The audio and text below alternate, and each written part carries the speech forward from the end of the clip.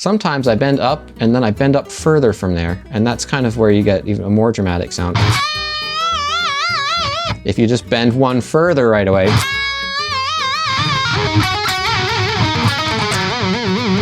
and my nails are a little bit long right now, so it's kind of like a little snappier than I would normally have it, but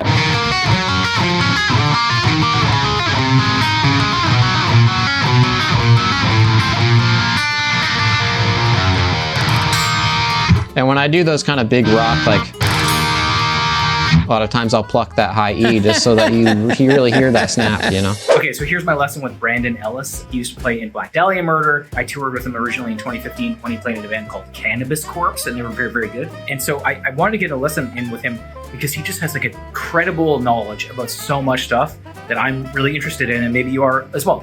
In this video, we talk quite a bit about his vibrato. It's so insane. His vibrato is so signature sounding. He talks about the guitar player that he stole his vibrato from, who I've actually never heard of before, so watch for that. We talk about his bending, huge bends, setting up bends in ways that I've actually never even thought about before. We talk about his love for exotic modes like Mixolydian flat 6, lots of ideas of composition, songwriting. If you want to watch the entire full unedited version of this video, you can go over to my Patreon at patreon.com/DeanLamb. You also get like transcriptions for the entire thing, so I hope you like it. Go check it out. Honestly, I'm a big classical music fan, but my knowledge doesn't go like super obscure to, you know, what some friends of mine who are like actually classical trained or like composition major people or whatever know all kinds of stuff that I don't or whatever. But yeah, I've listened to a lot of classical music just like growing up. I used to go to the library when I was like a teenager and like rent like a dozen classical CDs and take them home and like rip them and then like return them the next day and take like another dozen or whatever and like accumulate this collection and listen to all kinds of stuff. But I never really like learned classical anything on guitar because it's probably just because it's intimidating. It's very intimidating. You're like, this isn't for a guitar. I don't even know if like I have the range or if the techniques will work out or whatever. It's something I'd like to, like, if I had nothing to do, sometimes I daydream about being like, what if I just learned all this classical music and like played and taught it online? Right. That could be cool. Yeah. But yeah, so it's something I'm into for sure. And I think when I started playing with Dahlia and I sent them Kings of the Night World, they were like, dude, we love this like powdered wig shit. Like, keep it coming. You know? And so I was probably like, I was like, okay, cool. This is an angle that like works in this band, is to like throw this neoclassical stuff in. And of course, Ryan was doing some of that too, although he's also got like a blues jazz thing going on. So yeah, it was intentional, but like my approach to stuff is usually very chord oriented. As far as following the backing chords and targeting like the arpeggios and finding interesting flavor notes that I can add. But there's definitely scale stuff in there that I know what you're talking about, where I'm playing melodic minor. Sure. And I love the melodic minor scale. It's like so interesting sounding to me. Hey, this video is brought to you by sheethappenspublishing.com, and they actually transcribed the entire lesson. It is insane. Whoever they have transcribing is like pretty much out of their mind. It's just like perfect. All these little inflections. It's nuts. If you want to check out the entire transcription for this whole lesson, you can go check it out on my Patreon, patreon.com/DeanLamb. And if you go to sheethappenspublishing.com, you can use code word Dean for 15% off at checkout. And this video is brought to you by Sweetwater Music. They have everything you could possibly need. And I've actually put together a list with them of all the stuff that I love to use, all available through their website. And that's over in the description down there. So go check it out. Guitar preamps, strings, picks, microphones, cameras, anything that they have that I love, it's on that list. So go check that out. Thank you so much. On to the video. I can't tell if a riff is cool actually until I hear like drums and bass going with it. And so sometimes when I'm writing a song, I'll get started with a drum groove or something first. So I can tell if what I'm playing like has any inspiration behind it, because otherwise you're like, well, this could be any song, you know, when you just play like a whatever passage. So either that, or you end up with some super hyper technical riff that is like reinventing the wheel or something. And and those are cool too, but like needing every riff to be that is like, you'll hit writer's block, I think. pretty It's quick. a blank canvas syndrome, dude. You just have nothing. Like starting the drum groove is really great, and I should actually like really get into programming drums a little bit more because I just like haven't really dived in, gotten into that too much. But yeah, understanding the syncopation between the riff, the kick and the snare relationship, this riff, and as soon as you put drums over it, it totally changes. But I mean, just writing simple stuff oftentimes just slaps so much harder. But anyway, so yeah, that's cool. So you and I feel like we're pretty much on the same kind of page with that stuff. And I'm wondering, before we did this call, you told me that you were in E flat, and so I tuned my guitar to E flat. And one thing that everybody knows about you is your vibrato is fucking really good. It's very, very good. So when I tune this guitar to E flat, I instantly like. When I'm playing an E standard, I play 9s. I was playing 10s on this with a 27-inch scale, which fucking sucked. So I'm now down to 9s, which is a lot better. But getting the grip and getting the width of vibrato that you do with a down-tuned guitar and 25.5-inch scale, that I talked about to somebody about this recently. The gear that you're playing so heavily affects your voice on the instrument. So it's like if you always play tight strings, then your voice on the instrument is just going to be different than it would be if you were playing really light strings. 10s to 8s changes the way that you're. I mean, Yngwie Malmsteen wouldn't sound the same if he played 10s. That's just, you know what I mean? If he played like humbuckers and 10s, it wouldn't be Yngwie Malmsteen anymore. So when you're doing these wide vibrato, these rhythmic, awesome, wide, killer vibratos, like, where is the inspiration of that, and how much does your gear affect it? And just talk about your vibrato because it rips. Yeah, well, thank you. Vibrato is a very personal thing, and there's no right way to do it.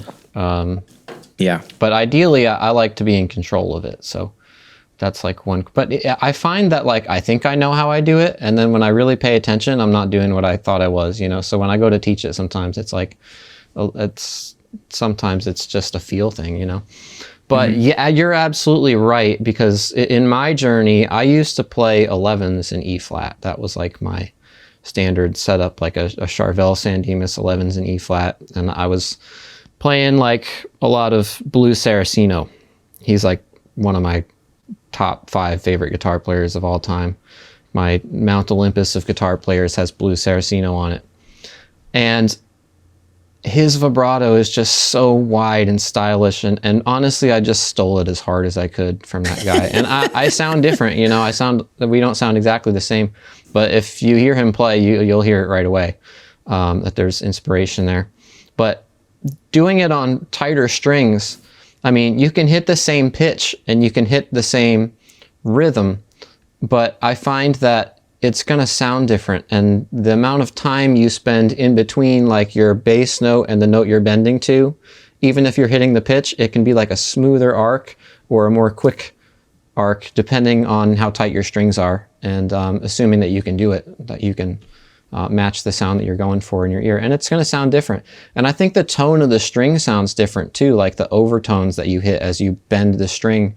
It's like bending lighter strings, you get like a cool tonal kind of shift that happens when the string gets bent, whereas bending looser strings and bending tighter strings, it's a little bit doesn't sound as cool to me.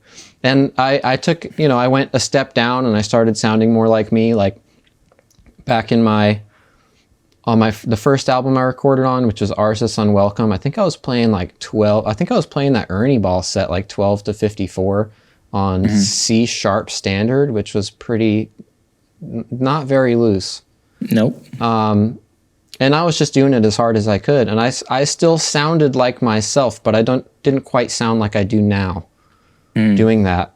And then I stepped it down a bit, and I was always kind of changing what tuning I was in. Like D standard and E flat standard are my norms. But yeah, I used to play D standard with like 11s or E flat with 10s when I stepped it down one.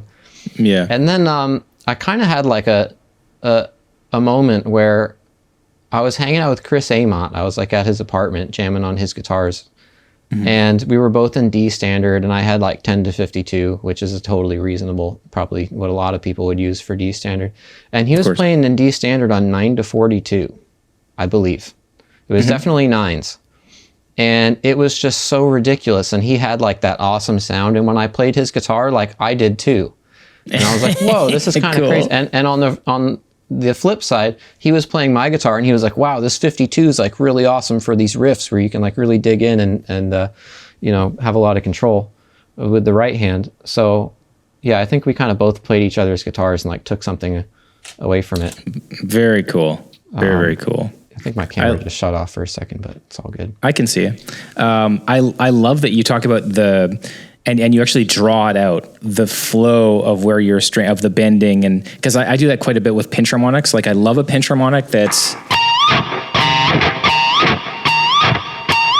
it's got to have it's got to start a little slow and then speed up and then stop right at the top. Like those are my absolute, like, it's got to be like that. Unless you're doing like, you know, big, you know, whatever, vibrato kind of stuff. But any pinch harmonic bend, it has to have that shape to it, and has to stop. It can't go down. That's where personal style is at. You know? It can't go down at the end. It cannot go down at the end. Like it must go to the top and then stop. So it's cool that you have like the same kind of thing, a visual kind of idea of how your vibrato would look if you drew it. But like a big thing is people always talk about the shape of the wrist. I know that you worked with, you did a thing with Troy Grady, who I admire quite a bit. And he talks a lot about supinating and pronating the wrist. So when you're doing that vibrato, are you doing the classic, what do they call it, door handle or whatever that is? That's what I'm doing. Yeah, I'm doing like the turn a key motion. Right. Where basically I'm kind of rotating my whole wrist, using my thumb as an anchor, basically. Like my thumb can stay put. Right. To get that sound. And there's a lot, like, and that's honestly, there's kind of a detriment to that too, because I kind of need to have like this angle going on, where some of the most like technically gifted players I see, like you see Rick Graham play, he's not doing this, he's doing like this, you know, and he's doing his vibrato like with the wrist like that, you know, and it's just a completely different technique and it sounds awesome. But I think I can hear when people do it the way I do it. Like there's a certain tone to it where I can tell just from listening to what it is. Very, but yeah, very cool. It's like,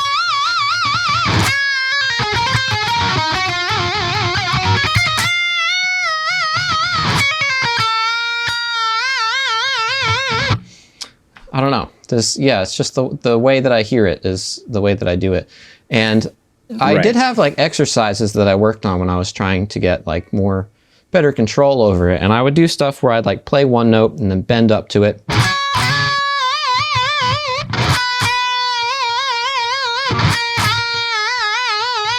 And try to do it in rhythm and hit that note exactly. But then I found that when I was recording solos and stuff, and you're like, you know, you're doing the same part like over and over again, just trying to get the bend that sounds the sickest, you know, that just has like the sweetness to it, has the right overtones and stuff. Right. And I found that what I thought I was doing wasn't what I actually do, because I would teach people like, okay, bend up and then bend down. And bend back and forth. And I realized that sometimes I bend up and then I bend up further from there. And that's kind of where you get even a more dramatic sound. If you just bend one further right away.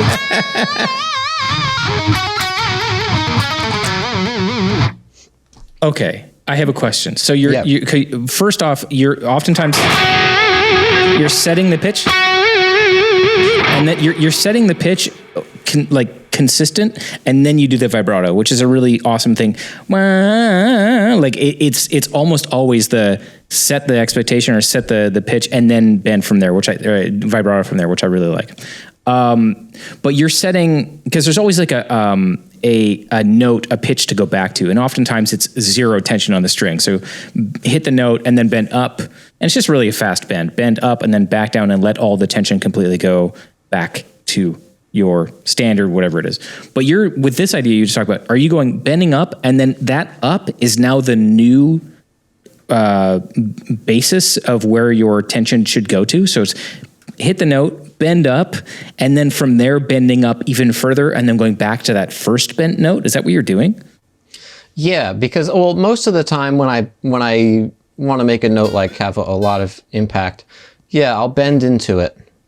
Right. And the reason I let the note hang for a second is because if you're doing your vibrato perfectly in pitch, where it's like kind of like a trill between two notes, it's like, well, which note do you want the audience to interpret? So I kind of give it a second. But yeah, if I were just doing like a typical unbent vibrato, let me like take my gate down. So yeah. But if I want, that's like a slightly different technique of basically I'm doing the same thing on the same fret. It's just kind of you're starting at a different point. And yeah, I like the downward vibrato. And that's why I do that. That's why I bend up to the note so that I can go down from it. Okay. So you're bending up to the note to set the pitch, and then you're vibratoing down and then back up to that note as you're kind of... Yeah. Oh, that's backwards. Yeah, because say I want to hit like an E, and I go... I can now go below E. But if I just play the E, yeah, I can only go up. Right. If I bend up to it, I could go down or I could go up further. Mm-hmm. So it kind of just gives you both ranges, below and above the note, if you bend into it. Right, because you still want to stay, because if you're in E, you're playing a note, and I don't really know. I mean, you're usually doing whole step bends for your vibrato. Is that kind of typically what you're doing? Like you're doing wide vibrato, right? I mean, there's no one right thing to do. Sometimes it's just appropriate to do like barely any, like not even a half step. And in that case, it's the rhythm to me that's like going to make it musical. If I'm like, it's keeping the rhythm steady and slow and not being like insert guitar player's name here, you know? So I don't have like one default thing, but if I'm recording like a metal solo, I kind of just try to do it like as wildly as I can. Then it's often probably further than that because I'm bending further. Like that's what I'm actually doing. So what is that? That's like a major third for that example. So, and I'll do that even if it's like a half step bend, even if it's like, yeah, I'm bending way further. I just need to establish the note first, and then I take it down, and then I can put it wherever I want, and people are still going to be hearing that note I established because it's in there somewhere, you know? That's very, very cool. I don't really think there's too many other instruments that really... What's another instrument you even get that wide a vibrato other than maybe vocals? You'd have like... I don't even know, dude. It's such a guitar-specific sound. Yeah, I don't know either. And that's kind of why I spent so much time like trying to master this technique, is because honestly, I have like big time piano jealousy.